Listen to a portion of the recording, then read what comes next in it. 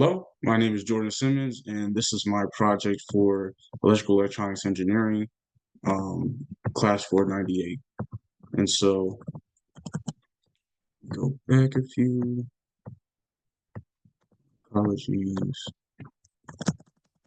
Okay, so today I'm here to present to you my project as Pure Escape, the mini WAV-E, and the company slogan is making waves, water accessibility, versatility, and environmental sustainability. Let's get into it. So the background here is that there are over 2 billion people without access to clean drinking water. And it's imperative that people have that in these disaster-based situations because you have power that shuts down, you have less access to stores where you can buy bottles of water, and some people may not have the resources to do all the pre-prep or may not have known. And if they didn't know, well, then they need something that they can be prepared. And so we have situations like Flint, Michigan, where there was lead in their water, and the municipalities took weeks and months to handle it. And it's still somewhat of a present issue, uh, somewhat now. When we think about like Richmond, when they had lead in their water, like they're sometimes like freezing in the pipes, their system shut down. So that's something that people need to think about. And heating of water isn't always the most effective to get rid of all contaminants. We have Hurricane Helene, where there was water floods everywhere. I mean, it's a big hurricane. You're being hit.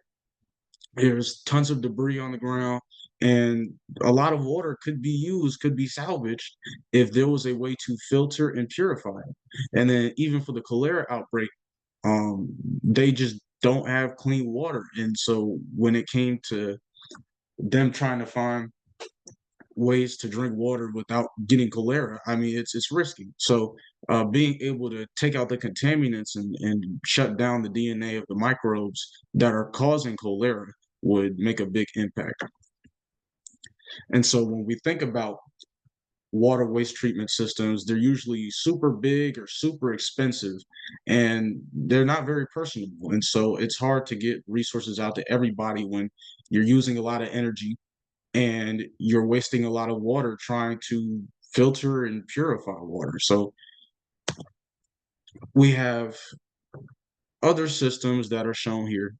Reverse osmosis is a fixed design system. It's difficult to scale. The efficiency of how it produces water is 50 to 60%.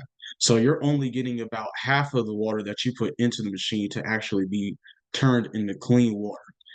You need manual monitoring, you need frequent servicing, and sometimes that's not going to be available for people who are in disaster-based situations.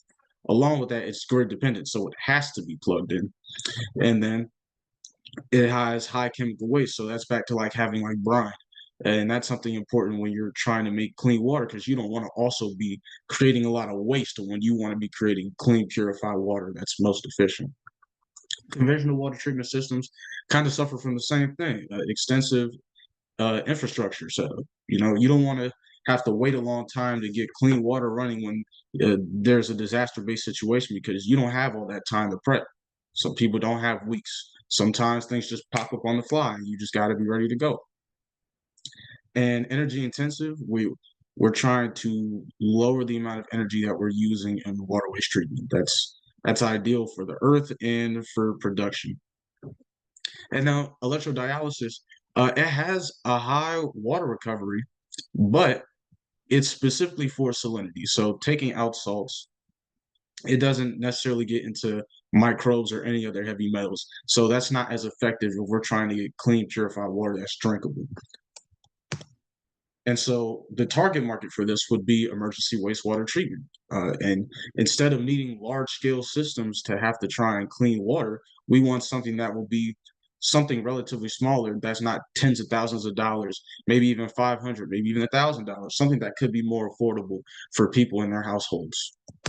And so my answer to that was the WAV-E Mini. Uh, in just a contrast, we have the bigger WAV-E system that would fit in the side of the room, but it's not something as personable or as small as the WAV-E Mini. And so here's a design of what it could look like. And so the idea is that we want a small scale water treatment system that's able to produce a cup of water within 30 minutes.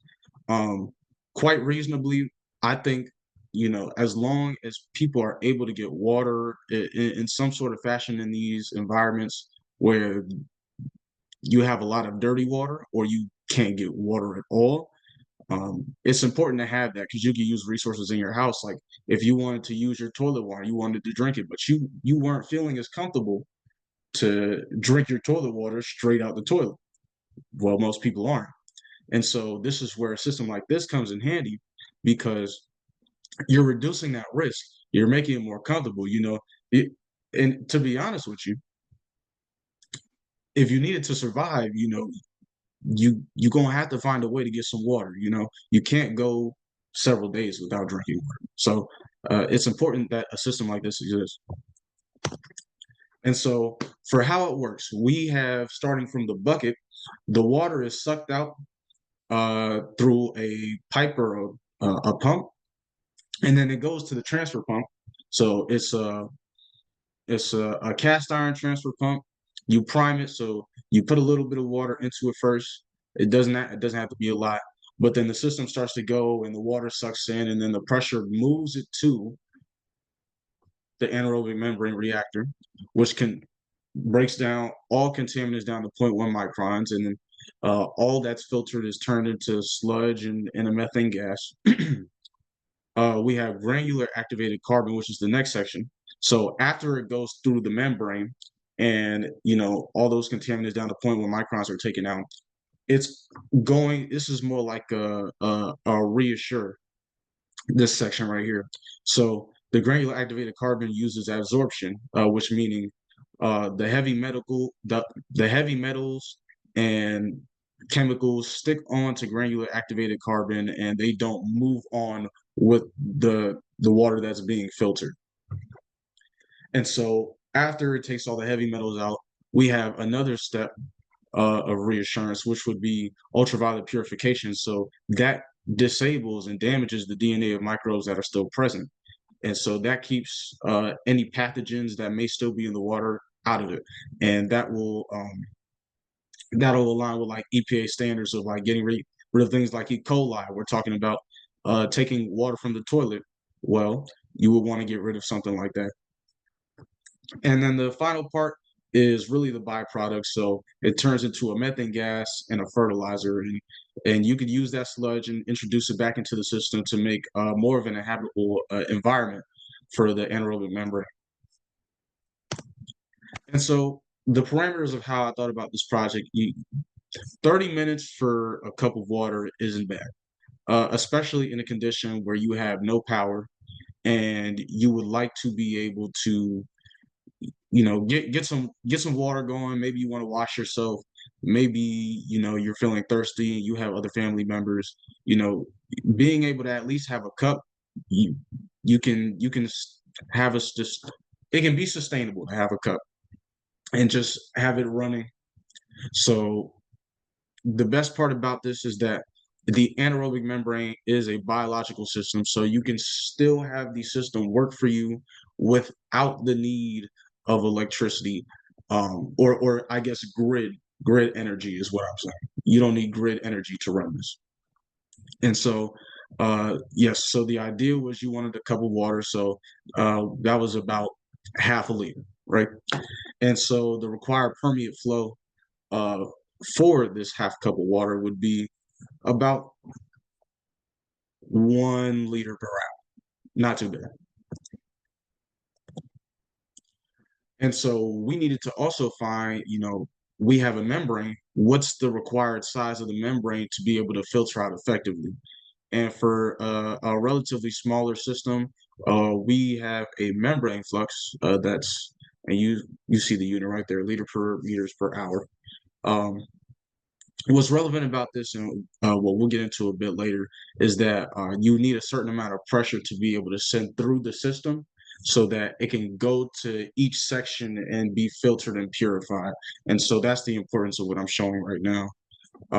But we use the membrane flux to calculate the thickness or the the area of the sheet. or the membrane bioreactor that we needed for it to do effective filtrating and purifying. And so we found that 0.075 meters square is an effective membrane area, and that's a 12 by 12 sheet. And it shows that the 12 by 12 sheet is just a little bit higher in area than the needed membrane area. So I can cut down based on how large the pipes are or how large the bioreactor is. And so some of the regulations that come into play, we have like drinking water quality standards. So of course, um, you can't have a lot of microbial um, um, pathogens within your water. You can't have a large amount of chemicals. Lead, very important. That should not be in your water at all. And so these standards are keeping in check that everything we do is within reason. We also took a test from, it was Lowe's. It was a potable water testing kit. And so it tests for a good range of things that we'll show later in the presentation. But we have the EPA standards, so establishing the maximum contaminant levels as we're trying to get the most out as possible. And that's again why the granular carbon activation is there, and we have the ultraviolet disinfection to make sure that we can hit those standards. Um, Even down to here, the drinking water NSA or NSF and ANSI standard 61. Given that I'm using pumps and tubes to, send water through, I have to make sure that those are all clean and do not create additional contaminants. And then we also have the NSF and ANSI 55, so UV treatment, making sure that it's a effective microbial disinfection system. UV light disables DNA from microbes. Just like pretty much all UV lights do that. So that's just the nature of the beast. We have filtration and water waste treatment standards. So chemical reduction that is being handled by the granular activated carbon, again, uses absorption and it sticks onto the granular activated carbon so that it does not move forward in the system. Non-sewer sanitation systems. The idea of using toilet water as a source aligns under ISO 3500. And so that's why this standard was relevant. We have the microbiological testing requirements again, so that'll go under using membranes and using UV. And so getting down to that point 1 microns, making sure that there is no microbes by the time we're done with UV purification is important. So making sure like UV light is effective, there's no damage to it, things of that nature.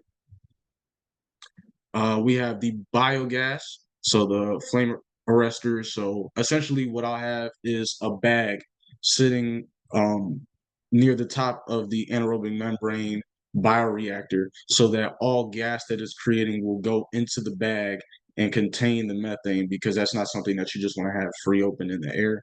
It has to be contained at any level. So even though I'm creating smaller amounts, since it's a small system, it's important to be able to take note of that and make sure that you contain any biogases that are in the air.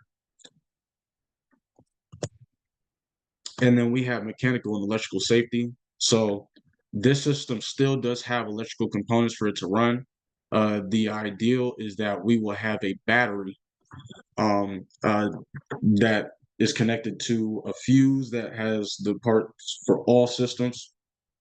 So we need to make sure that the electrical is not getting wet, because that'll cause additional problems and the system won't be able to run. It could cause fires.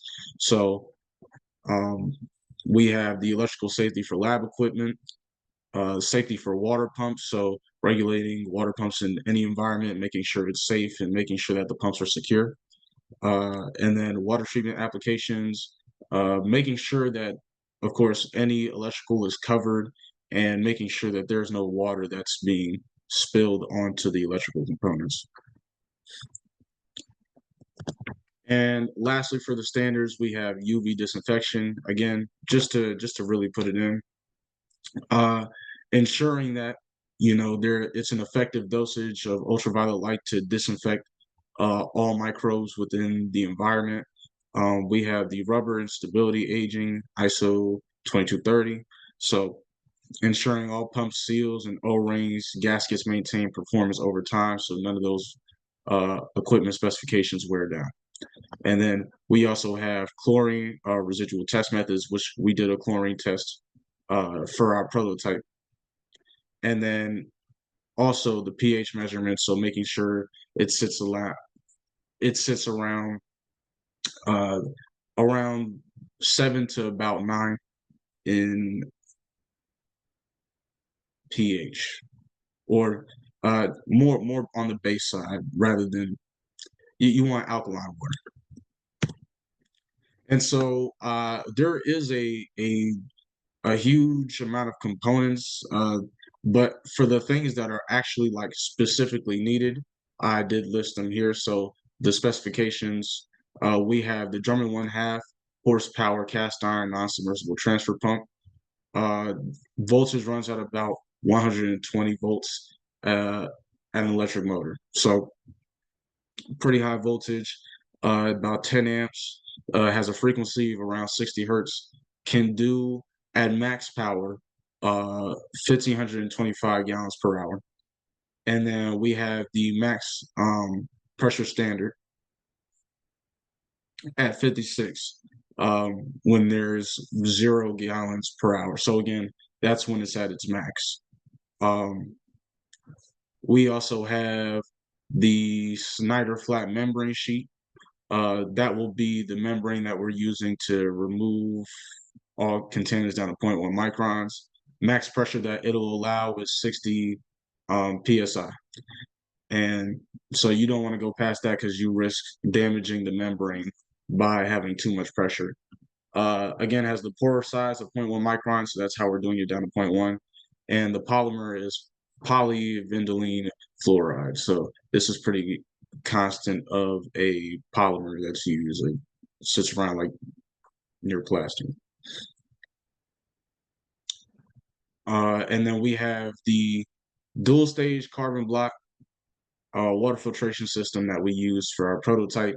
Has a filter life of 6 months, flow rate of about 0.5 gallons per minute. Also made for potable water and reduces chemicals. So does what the carbon activation or granular carbon activation should do. And so here's the test that we did. It was so this is the potable water test. It tests for 12 different things. So we have the total chlorine content, we have free chlorine content, hardness of the water. So hardness in this case is like if it's spring water, which would be hard water, or we're talking about like um, toilet water, which is considered soft water. So just knowing the difference, it's almost like natural to filtered already and processed. We have alkalinity, nitrate and nitrite. We have the fluoride content, bicarbonate and carbonate. It tracks iron, copper, calcium, and pH. And so what you see over to the right side is that we had two tests. So the one test that you see sitting to the left is a test before it was filtered through the dual stage system. So you can see the total hardness sits around about 0 to 25, again, given it was toilet water. So level of hardness wouldn't be that high. We have the free chlorine content, which sits around 0. The iron content sits around 0. Copper content, again, sits around 0. Nitrite and nitrate sit around 0. We have calcium that sits around 0. And then here's the most important part, because we were testing for chlorine. We see the chlorine sits about at around 2 to 3. And Then we'll go down to fluoride, which sits around 0 to 1. A little bit hard to tell there. Total alkalinity sits around 40. So not as alkaline as it could be, but it'll get to the process as it gets filtrated. We have the carbonate and bicarbonate, which sits around 40, and then the pH sits near about 6.5 to 7, right? And so when we go to the test, when we go to the test on the right, we have a total hardness of about 120, or I'm sorry, about 25 to 50. My apologies. And then we have the free chlorine content, which again is 0, iron is 0. So most of those parameters at the top didn't change. But if we look down at the chlorine content, it removed all or just about all of the chlorine. So it sits around pretty much closer to 0, but you can see there might be a little bit of a hue. So we'll say like just a bit of a 1, but mostly 0. And then you'll also see that the total alkalinity changed from going from 40 to 240. And then you'll see the carbonate to bicarbonate change to a blue past the parameters. And that's because we are using a carbon activated system. And then you'll see that the pH even goes past the amount. So it's highly alkaline. So you'll see that the pH goes up quite a bit. And so just for numerical values, we have what's called the ppm, which is part per million. So it's used for the pollutants in water. And then you'll see that the change is fairly drastic. If we look down at the total chlorine content, again, goes from about 3 to 4 to a 0, right? And so for future works, the idea is that I want to be able to put that UV light module in so that I can get full disinfection. That's the purification part of the system, so that's a very important part to how we make this fully function. I'm also considering getting another primer or transfer pump, as they were very effective. It has a great flow rate and it's tunable, so I don't have to worry about breaking my membrane. But I'm also needing one of those for backwash. So when I do have the anaerobic membrane and it kind of starts to clog up with a lot of contaminants, you can backwash it and remove all those contaminants. That increases the longevity of the membrane. Uh, and again, mentioning the membrane, so prepare for the integration of the membrane sheets.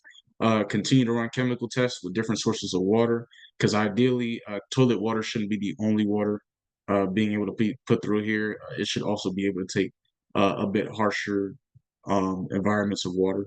And then the last part would be to mount all the components on the pallet and create a stable, portable prototype platform. And that would be when nearing the end of kind of the building part of the project and starting to get into the optimization part. And so what did the 498 class teach me? So uh, it helped me be more mindful about specifically what I'm presenting and how to be specific about what's on the slide. It also helped me create better system level diagrams. So it helped me explain my systems a bit better, rather than going back and forth about what exactly my system is doing, jumping part to part, instead of just having it go in a straight line and tell a story. And then it also made me think about the regulations and standard required to run a wastewater treatment machine, because that was something I looked into a little bit, but I didn't research as in depth beforehand. And so I'm glad to be able to think about this now, because it's helped improve my it's helped improve my prototype quite a bit. And so it impacted my design by considering several pumps for the flow and backwash of the system. So making sure that all contaminants are out and that it's still a clean system at the end of the day. And then I also thought more in depth about the spacing of the machine, as when we talked about the pallet, I wanted a small portable system. But I think the first interpretation of what I thought was it was going to be like the size of a computer screen, but it should be a bit bigger in width, just so that there's enough space for all the systems to flow properly. And I'd like to thank you for listening and have a good one.